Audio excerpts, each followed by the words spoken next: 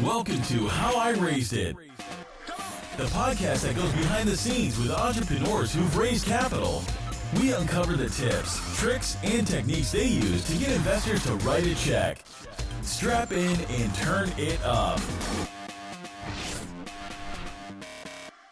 Hi, welcome to another episode of How I Raised It, produced by foundersuite.com. Today I have Frank Rieg of Revel coming to us from Brooklyn. How's your day going, Frank? It's going great. Thanks for having me on the show. So what is it you guys do? Maybe go into more detail on what Revel is and does. Sure. So Revel is an electric vehicle sharing company. Right now, we operate fleets of electric mopeds in New York City, DC, Austin. We'll be launching Miami in the next week or so. And I would say it's a little similar to a lot of these other dockless mobility companies in terms of how you use the service. So it's completely dockless. Obviously, you need to download the app. You reserve and ride the vehicle right through the app, so no key required in the process. I think a big difference for us, though, compared to the electric scooter companies, electric bike companies, is that we're a motor vehicle. So each Revel has a license plate. They ride and park in the street. You have auto liability insurance. Each Revel provides 2 DOT-approved motorcycle helmets right there in every ride. So it's a very different vehicle. I think it's one of the reasons why it's working so well in complicated, dense cities like New York and DC. So you don't need a motorcycle license, do you, for a scooter? You don't need a motorcycle license for these scooters, specifically because they top out at 30 miles an hour. So it's basically a vehicle fast enough to be able to ride with traffic, flow with cars, but not fast enough where now you're sort of getting into that unsafe territory. How do you... So many questions. Yeah. I mentioned before the call, I ride motorcycles, and I've seen some of the scooters pop up. I forget who you have some competitor out here in California, the Scoot. red and white ones. Who is that? That's Scoot. Scoot, right? Yep. How do you make sure someone is capable of riding your piece of equipment, which I'm sure is not insignificant amount of capital outlay per scooter? So it's a few things. We buy training through the app. Both Scoot and us have a video tutorial that you need to work through in order to ride the vehicle. A big piece is as well as making sure the right person gets on the vehicle. So as opposed to maybe an electric scooter company or an electric bike company where really anyone and everybody sort of gets on these vehicles, for us, we have a full screening process. So you not only need to take a picture of your license front and back and also a selfie, so we know it's actually that person who's signing up with that license. We also run a background check on everyone's driver's license. So before you're given access to that vehicle, we're checking for DUIs, reckless behavior in your past, multiple speeding tickets. So about 1 in 10, 1 in 12 people are sort of screened out right there, actually. We're also 21 and older. We also shut down from midnight to 5 a.m. And we're also the only dockless mobility operator besides Scoot, so basically moped operators, that provide 2 helmets right there in every ride. So the whole problem with bikes and scooters not wearing helmets, we sort of solve that by providing access right there in the vehicle itself. Sure, makes sense. I guess there's no way to actually prove someone is capable of riding a scooter, which isn't, rocket science, but it still takes a little bit of skill and balance. I think there's a little bit of self-selection as well. Yeah. This is a vehicle where a certain type of person wants to ride it. And we've proven now in New York with 1 million rides since we launched our expansion June 1st, that this can obviously be done really safely. Does it, you shut down, I think that's interesting, you shut down from midnight to, what did you say, 5 a.m. or so. Do you shut down when it snows in New York? I mean, or other situations where it's going to be dangerous? Yeah, the second there's any sort of frozen rain, snow, any sort of accumulation of any kind, we shut down. So I think last week it snowed maybe an inch or two. We shut down for about 8 hours until the snow started to melt. So anytime there's inclement weather that we just feel nobody should be riding, you just shut the service down. You're not able to rent a Revel. And where do you fit in, I guess, are you calling yourself like last mile transportation or sort of intermediate distance? Obviously, you're not going to take from downtown San Francisco to the airport probably, right? Or yeah, what's great about this vehicle is that I can say with a straight face that we replace car trips. We replace Uber Lyft trips. We replace personal car trips. Our average trip distance in New York and DC and now Austin is over 3 miles, right? Okay. That's not replacing walking. That's not a last mile trip, although it can be. We do have plenty of rides that are 0.7, 0.9 miles. But just the fact that our average trip distance is over 3 miles, we also have a lot of trips that are 4, 5, 7 miles. That's a trip across town, across the city. That's a trip you would have taken an Uber Lyft for. So it's just really nice to see that. And then also our vehicle carries 2 people. So 20% of our rides are 2 riders. So when you think about how do you replace cars, how do you get car trips off the road, you need a vehicle that can carry more than 1 person. Makes sense. Sure. Yeah, cross town makes a lot of sense. I mentioned before the call, we're all heading to Austin for South by Southwest. And I think this will be good because so many of these events, like in Austin, are spread out across a fairly sprawling area of Austin, right? So this would be a great thing for that. Although I have to say, the walking has historically kept the calorie intake kind of balanced. So now if we're taking Revel, across Austin, we won't burn in those calories. Interesting. And what about, one thing I've always been curious about, like you're parking these things in parking spots. If I park it, am I on the hook for paying parking tickets for that? Or how do you deal with the parking ticket situation if people are parking in public spots? Whenever you have a question like that, just think car rental. So because this is a motor vehicle, because it has a license plate, because when you sign up, we have your driver's license. If you do any sort of illegal parking or any sort of illegal behavior, you're going to get a ticket, and that is billed back to you. Okay, got it. So maybe that raises another question, but answers it as well. If I want to get one of these, I'm not just locating this using my app, which it could be spread out anywhere. I'm going to kind of rent it from you and return it from you. Is that how the model works? No. Oh, no. So it's absolutely dockless. It's super convenient in that way. There's no stations or you have to go to a specific location. Every city we're in, it's a dockless operation. I'm just using the analogy of when you talk about parking tickets, when you talk about, a red light camera, anything like that, that is a ticket that will be billed back to the customer, right? Because it has a license plate, because it's a motor vehicle. That makes sense. Okay, so let me take another scenario. I get one, I take it, across Austin to the next party. I leave it there in a parking spot, but that parking spot has, a 2-hour limit or street cleaning. Do I have to then, let's call it a 2-hour limit. Do I have to move that after 2 hours, or if someone doesn't know? Yeah. So any city you're in, there's parking rules right there that you can scroll through and get an understanding, because every city is slightly different. In Austin, for instance, you can park in a meter for free with our vehicle. So if you go to a metered spot, you just park, you're fine, you're good to go. If you're in Austin, you go to a spot that's a bus stop, or it's a no standing zone, or clearly someplace you should not be parking, you're going to get a ticket. And that ticket will be billed back, just like if you had your own personal car, just like if you had a car rental. So DC is the same way. You have the ability to park at any meter for free. You also have the ability to park at any residential permit spot for free. So that's sort of the agreements we have with the city. As we launch in Miami next week, it's the same thing. So that's sort of the secret sauce, being able to park at meters, being able to park at residential permit spots. That's what really makes the system go. It's the same thing with Scoot in San Francisco. So if you have that Scoot moped, as long as you leave it at a meter or a residential permit spot or just a normal legal parking spot, you're good to go. That totally makes all the difference in the world, at least to me, right? Because then it's also one of the reasons why why we're operating with 1,000 vehicles in New York City, and it's going really well. It's also why Scoot has been operating in San Francisco mopeds since 2014, and everything's been fine because it's a really regulated space. You're staying off sidewalks, you're in the street, you're liable for those tickets. It's one of the reasons why it's working so well, as opposed to maybe the kick scooters and e-bikes where, you're operating a bit of a regulatory gray area. Yeah. Which is actually a bad thing in my mind when it comes to just getting community acceptance. Totally. Did you have to go into every city and negotiate those, I guess, rights or deal to be able to park in metered spaces in residential, or So every city that we're operating and every city that we're planning to launch in 2020, and we're having those conversations right now with several, there's no cookie cutter approach. Every city is a little different. I will say what makes it really nice for us is that since we're a motor vehicle, and every city typically has some sort of car share permit already done, a lot of times what we've been doing is taking that car share permit, like we did this in DC, and sort of modified it a bit for mopeds, but you're starting off in a place that the city's already comfortable with.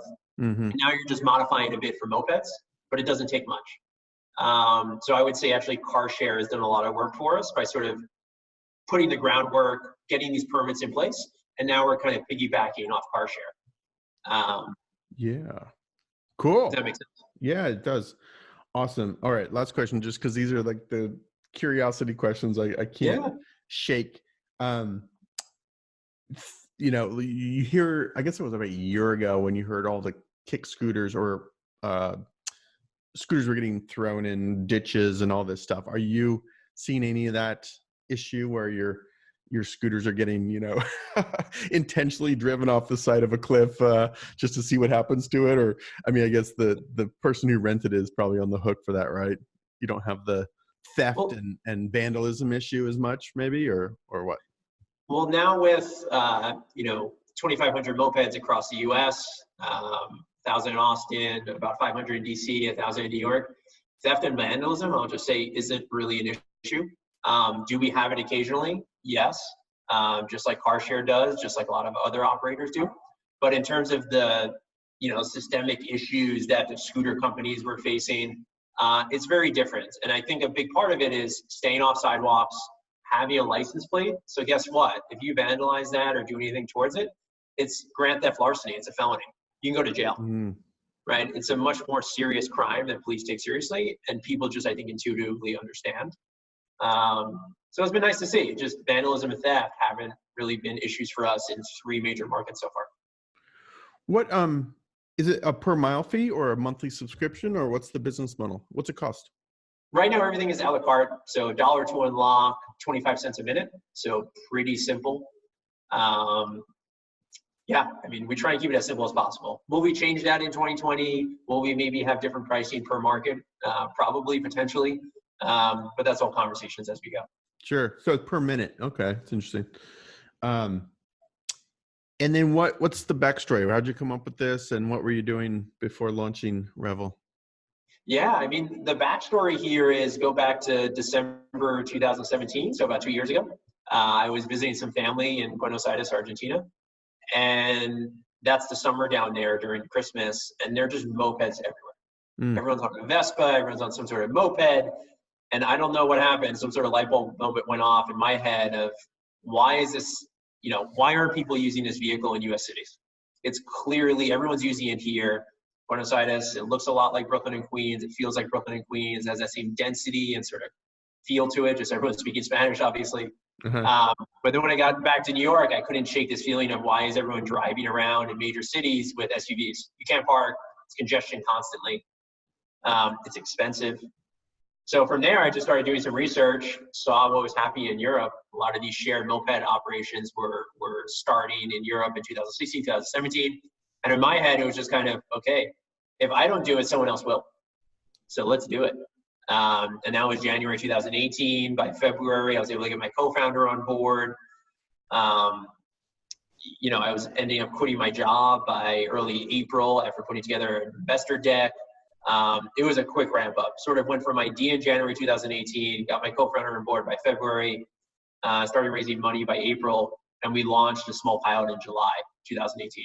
Wow. So basically from idea to hardware in the streets was a little less than 6 months. That's incredibly fast. I was your co-founder a hardware person? I mean, that's even just getting the actual scooters in the street and program. I mean, you're dealing with government regulation, hardware, software, and all the other things that come with startups. What was that like? Yeah, I think all co-founders need to complement each other in certain ways. I think Paul and I are the same way. I come from more of the public policy background. Paul is a former Exxon engineer, right? So much more understanding the numbers, much more, you know, running a fleet of 1,000 mopeds like we do in New York City is hard. It's really hard. And the only way to make money in this business is to do things efficiently. So he's sort of the perfect COO to take that on. And that's kind of how we divide duties as well. As CDO, I take much more of the fundraising, investor sort of conversations. sort of long-term strategy, whereas Paul is concentrating much more in the day-to-day and making sure this business is operating the way it should be. What's the hardest part about the business? If you had to pick just one thing, I'm sure there's 1,000 hard things, but what's the hardest challenge with this? Oh, I know that's a hard question. I think maybe at the end of the day, the way Revel operates is we never launch without permission. So we're not launching a city if they don't want us there, right? Miami, we worked through an RFP process. We won that RFP, and now we're launching in the next week or so. That's a 10-month process. So I would just say that's hard. It's really hard. I think the temptation from a lot of companies is to kind of go rogue and say, okay, they're moving too slowly. We're going to just go do this. But you can't.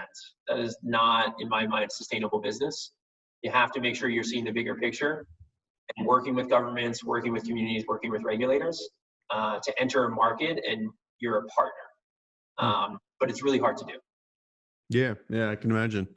I know, even just taking like Austin as a case study, right? They had Uber and Lyft. Then for a while they kicked out Uber and Lyft, right? And now I think they're back. I mean, it's kind of like, yeah, I can only imagine that was a challenge, but maybe that they paved the way for you a little bit, perhaps. I think actually the people who paved the way for us too were the kick scooter companies. By maybe taking the exact opposite approach of what I just described, we're definitely perceived and seen as a good partner in this industry right now.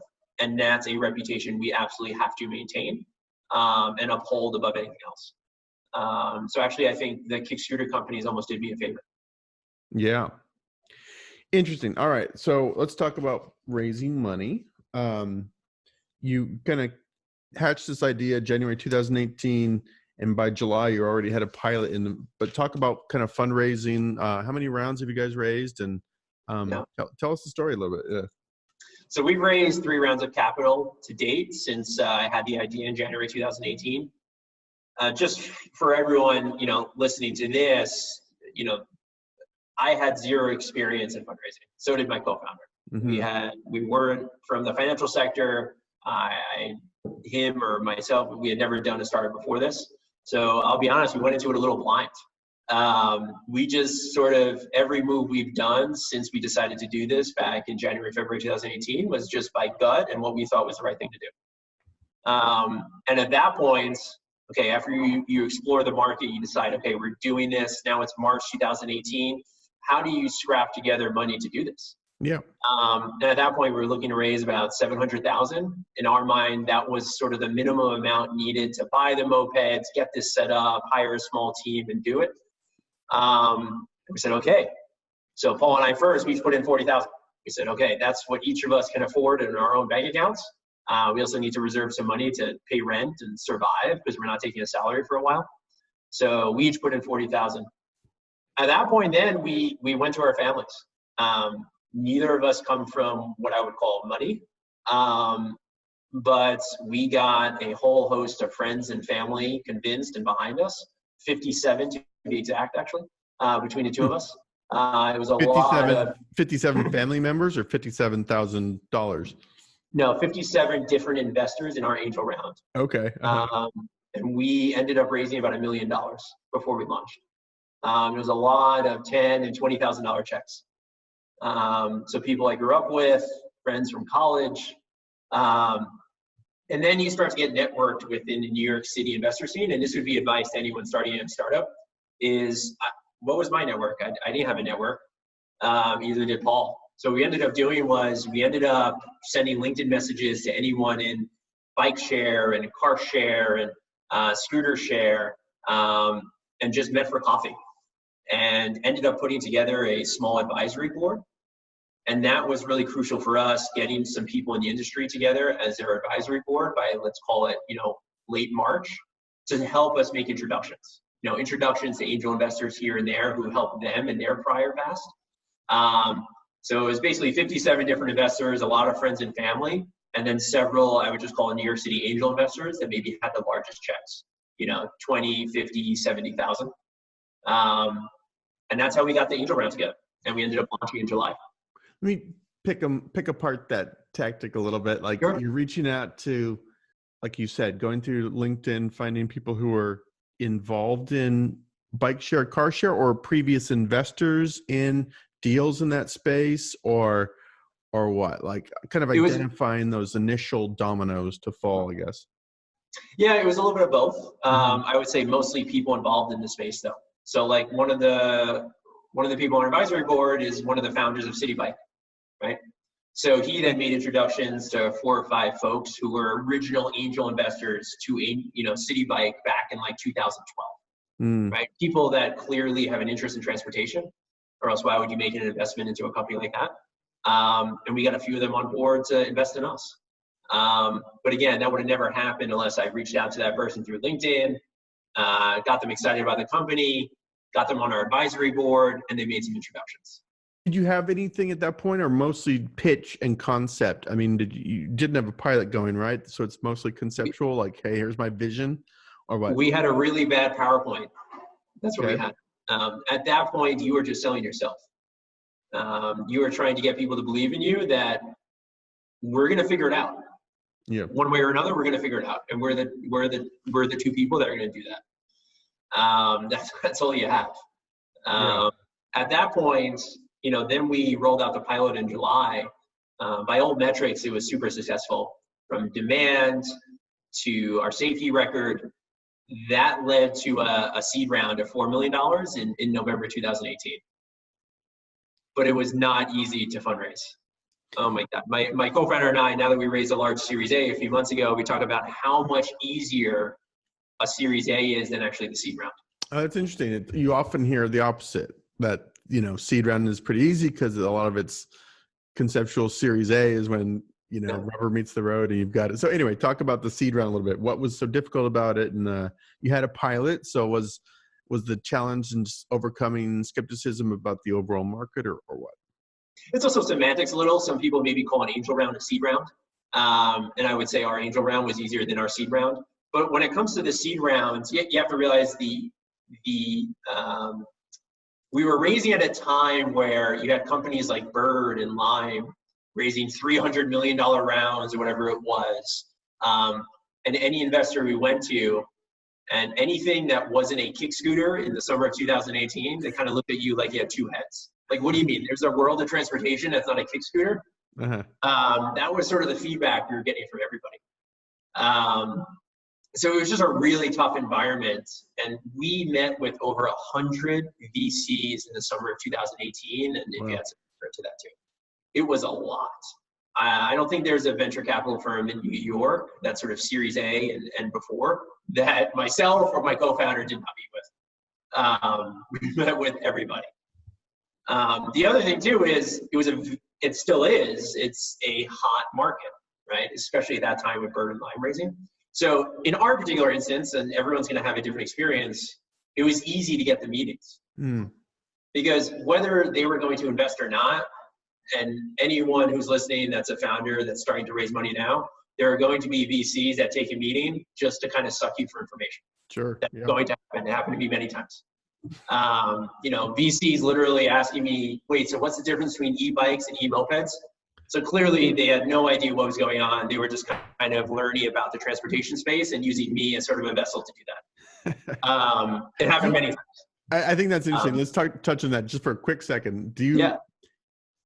When you feel that, do you do anything? Do you shut the meeting down, or do you just let them pump you for information? When it's purely, an information gathering meeting, is there anything you do about that, or no? No, you just go through the meeting, and then in the elevator on the way down, you turn to your co-founder and you say that was a complete waste of time. But you play nice during the meeting. Sure. Because, at the end of the day, some VCs they're playing nice as well. Of every meeting I had, there was probably only 1 or 2 meetings where, the person was maybe a jerk, you'd call it, right? Everyone in venture capital is nice because they don't actually know who's going to be the winner or not, right? So they need to kind of play their bets and hedge their bets. So they're never going to tell you to your face, your idea is crazy, we're never going to invest. So it's both sides in that respect. Could you go after, or would you go, I mean, did you go after, would you go after investors in companies like Bird and Lime? Because obviously they would get it, but then again, Bird and Lime could eventually become competitors. Like, are those good targets or bad targets for your type of deal? We still go back and forth on that. I think for right now, even as we were raising a Series A and as we think about future rounds of capital, we're going to be targeting firms that aren't invested in Bird and Lime. It's hard to, though, because if you look at Bird, Lime, Uber, Lyft, just those four right there, yeah, you're not going to be left with much when it comes to growth equity capital. Yeah, right. It seems like everyone is invested in one of those four. So it's not a hard, fast rule, but I will say we'll probably start with the ones that aren't before we do. Yeah, it makes and sense. It's interesting too with the $4 million seed round, you know, sort of that frustration of going to so many VCs and hearing so many no's. You know, this is not a kick scooter. This is crazy. No one's ever going to ride this thing. Sure, you prove something, but you know, this is not going to work. And then I came home one day and I said, okay, I think our problem is we're not talking to transportation people. We need to talk to venture capital firms that this is only what they do. So then I literally Googled top 10 transportation venture capital firms, something like that. Yeah. And I went down the list of those 10 and I'd only spoken to 2 or 3. And I found a way to get an intro to the other 7. And one of those, Maniv Mobility, which ended up leading our seed round, I think it was a right assumption because from our first conversation to term sheet was, I think, 6 days. Right. And what firm was that? Who was the lead on that? 6 days from first conversation to term sheet. With what firm? What was the firm called again? Maniv Mobility. So they're a VC firm out of Tel Aviv that only invests in transportation. Got it. Wow. So my point is, I think my idea was correct in that, you know, sometimes you need a venture capital firm that just understands a specific space. You know, I tell any founder that I meet now that's trying to raise some money, I say, my experience, make sure you're touching base first with the venture capital firms that's specific to your industry, and you're talking to them, not necessarily the VCs that happen to be in your city or close to you, because that was just my experience. Totally makes sense. All right, interesting. So that was $4 million seed, summer of 2018, and then there was another round after that, right? A Series A more recently? So that $4 million seed round, that led to a 1,000 moped expansion in Brooklyn and Queens around June 1st. That led to a $27.6 million Series A that we closed about 2-3 months ago with Ibex Ventures. You know, that was a lot easier than the seed round.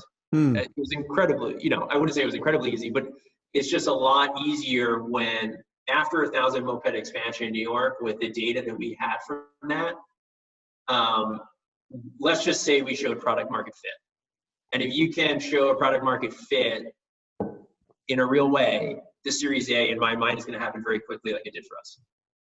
That's awesome. Is Ibex also a mobility VC or investor? They have different funds. They're kind of a hedge fund VC hybrid. But most of what came into our company from the Series A from them was from their mobility fund within Ibex. And, you know, interesting, raising these rounds, you got product market fit. How do you define product market fit? Obviously just rate of adoption and reuse and stuff, right? Or what? How did you define it? I define product market fit when you have a plan and you have a spreadsheet with, this is what we're trying to hit in terms of our numbers. And then 1 week into it, none of that matters because all you're trying to do is get enough mopeds on the road for people to ride and keep them charged. And you forgot about everything else and there is no plan anymore. Yeah. That's product market fit, right? When clearly demand completely outstrips supply. Sure. That's what you need to show. Yeah. And I think that's relatable to any industry, right? If your inventory, you completely run out and your entire plan is gone now and all you're trying to do is keep inventory there and to sell your product, and in my case, it's mopeds. And when you show that, it makes things a lot easier. Yeah, totally. It's interesting. So you're raising this Series A. You're still sort of navigating in between investors who might have already done Bird, Lime, Uber, Lyft. What Yep. about was Scoot funded by that point? I don't know anything about them. Had they raised money? Or is this like a horse race or more of a not a horse race? You know what I'm saying? When it comes to Scoot, I think of our competitors as Uber, Lime, Bird, Lyft. Less so Scoot. I mean, Scoot was actually just bought recently by Bird, so now it's even more so. Oh, interesting. So what I actually told investors is true. What we need to worry about is Uber, Lime, Bird, Lyft. But also, we're not worried about them, right? We think our product, what we're doing is very different, and we're also focused on a very specific type of product. And we're not trying to be multimodal right now. We're trying to be the largest electric moped operator globally by next year, right? It's a very specific goal that we're shooting towards. But yes, I mean, they're always in the background at this point, more well-funded than we are. But I would also say, we beat Bird in the RFP for Miami, right? So it's not about how much money you raise to win an RFP. It's how well do you operate? What is your relationship like with other cities? What's your reputation? I guess that's interesting. I would never think of kind of your ability to negotiate or whatever, respond to RFPs. Your ability to massage those relationships with cities might be your advantage, whereas some of these guys like Bird, kind of infamously crashed their way into different cities at some points in time, right? Yeah. So yeah. Anyway, interesting. Okay. Anything more on the Series A that's notable? Did you also have to talk to 100 investors on that one, or was it much narrower funnel? How'd you land on Ibex? Yeah, I would say for the seed round, there wasn't really a process. It was a little bit of we still didn't quite know what we were doing. We were grabbing at straws. I was, as I said, over 100 meetings. We were just trying to do anything possible to get the money in the door because we knew this business had a real future and we just needed money to expand. With the Series A, definitely more of a process. I learned a lot during that seed round. I learned a lot about what investors care about and what they ask about. So I think the pitch was much more polished. I also had answers to basically all of their questions because, again, you do enough meetings, you just understand what you need to be prepared for.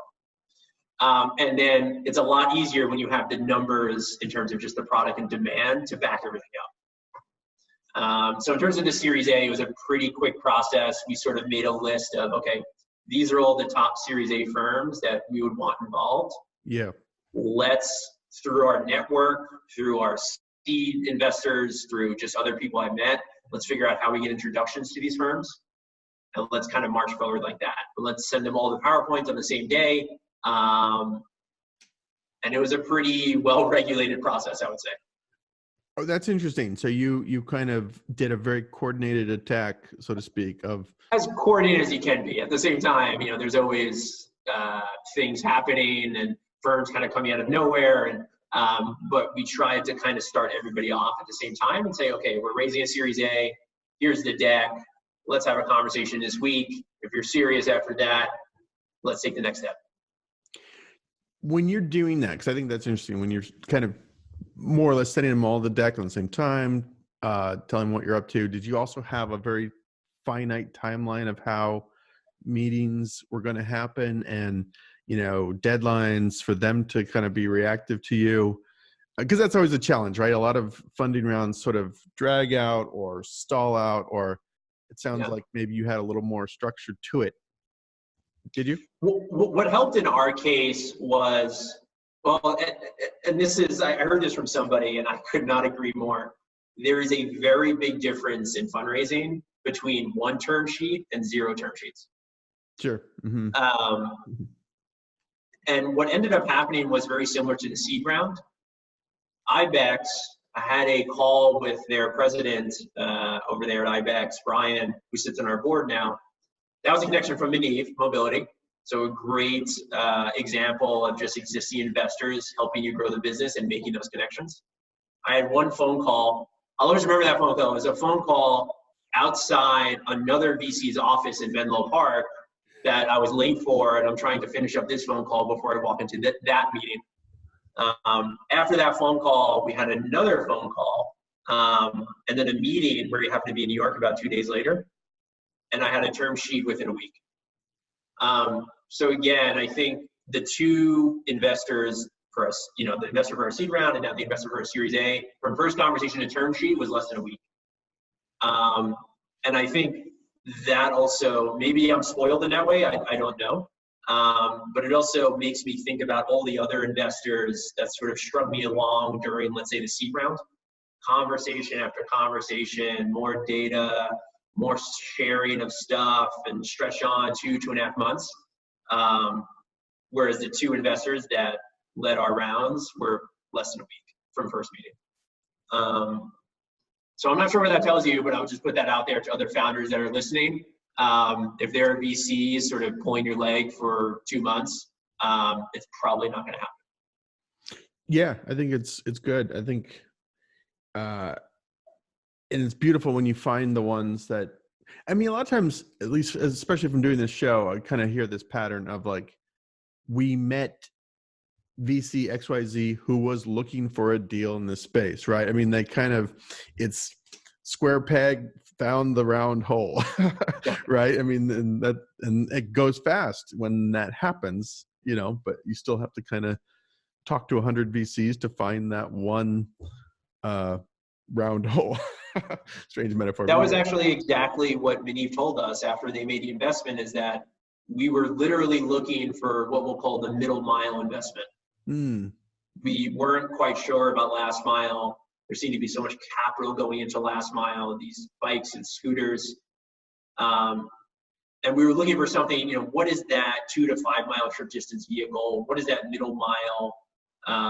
And then we kind of came along and fell in their lap. And we clicked on a personality level. And as I said, within a week, we had a term sheet. Yeah, that's exciting.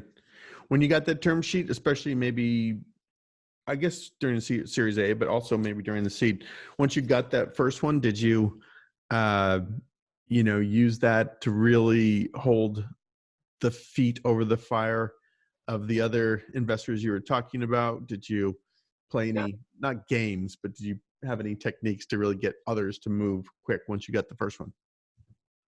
Well, I think you just have to really respect when somebody does give you a term sheet, and not just a term sheet. In both cases, for Maniv and Ibex, in our case, they gave me a term sheet for exactly what I was asking for. That sends a signal. That sends a signal we're not messing around. We're serious about this, and we want to do it. So in both cases, and again, every case is different, right? If I had a term sheet in front of me from Maniv or Ibex that I was like, this is clearly not what I was asking for, I would probably have acted very differently. But let's take the Series A, for example. When Ibex sent me that term sheet, I said, okay, Brian, let's have a conversation. Let's talk through it. We did that, clarified a few things. I got on the phone with our lawyers, got some advice from them about things I should be looking out for and asking about. I then called Brian back and I said, I need 5 days. After 5 days, you're going to get a yes or a no from me. And after 5 days, I said yes, right? So I think it's good and again, I mean, every founder of VC is different, every relationship is different. I ran the process as just, I'm going to set a firm deadline as to when I'm going to say yes or no. And I'm not going to just string this along for 3-4 weeks, especially after you gave me a term sheet for what I was asking for. Right. Yeah, that's good. I think there's also something to be said for, in the Ibex case, we clicked really well. I simply liked them a lot. It's as, human as it can be. Forget about the term sheet, forget about the data. And I think other founders and VCs will say the same thing. You just have to like the person. So I remember telling Paul, because there were a few other firms kind of circling, thinking about giving me a term sheet. I said, Paul, honestly, even if we get another term sheet with somebody else and it's marginally better, we're going to go with Ibex anyway, because no one else that I'm talking to right now who's serious, I actually fundamentally just like at the level that I do them. So that just makes it easier too. It would have been really crappy if it was the other way around, right? The person giving me the term sheet was actually maybe the person I didn't like. I'm not sure in that situation. I think I'm not sure. Depends how badly you need the money. Yeah, that's true. the best case scenario is you use that term sheet to get someone else to fall off the fence. But worst case scenario, you take that money and, maybe have an unhappy marriage for a few years. Right. Well, that was the case in the seed round. After Maniv sent the term sheet, literally like the next day, we got a term sheet from a private group of investors. That was actually for more money at basically the same valuation. We ended up going with Maniv though, and it goes back to what I was saying about the Ibex situation. We just like them better, and I am so glad we made that decision. It's a little more money does not account for a relationship, because when you're sitting at that first board meeting or that third board meeting, you're making decisions. You need to just be on the same page and just trust each other. So Revel, myself, we're just really lucky to have two main investors now that are just really good actors.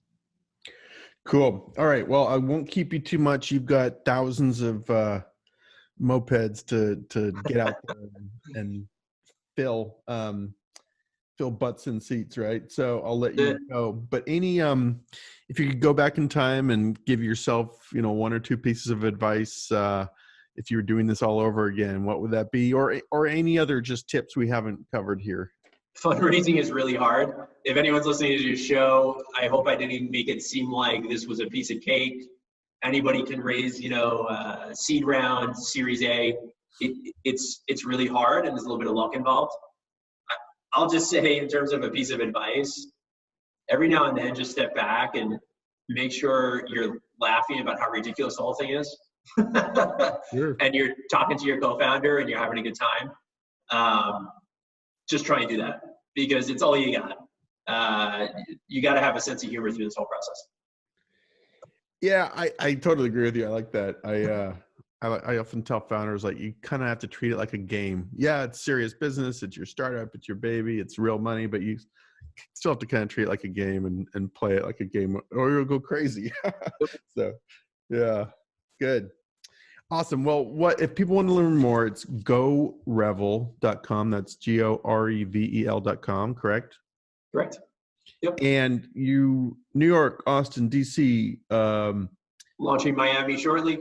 Miami. Any others you want to tease, or keep them close to the vest? Up to you. I'll just say there's definitely other markets for early 2020, but not quite ready to announce. Totally, no problem. I will sign up for this in Austin. It'll be fun. And thanks, Frank. This is great. Lots of good, interesting stuff. And we'll catch you after your next round. Appreciate it. Thank you. Over and out.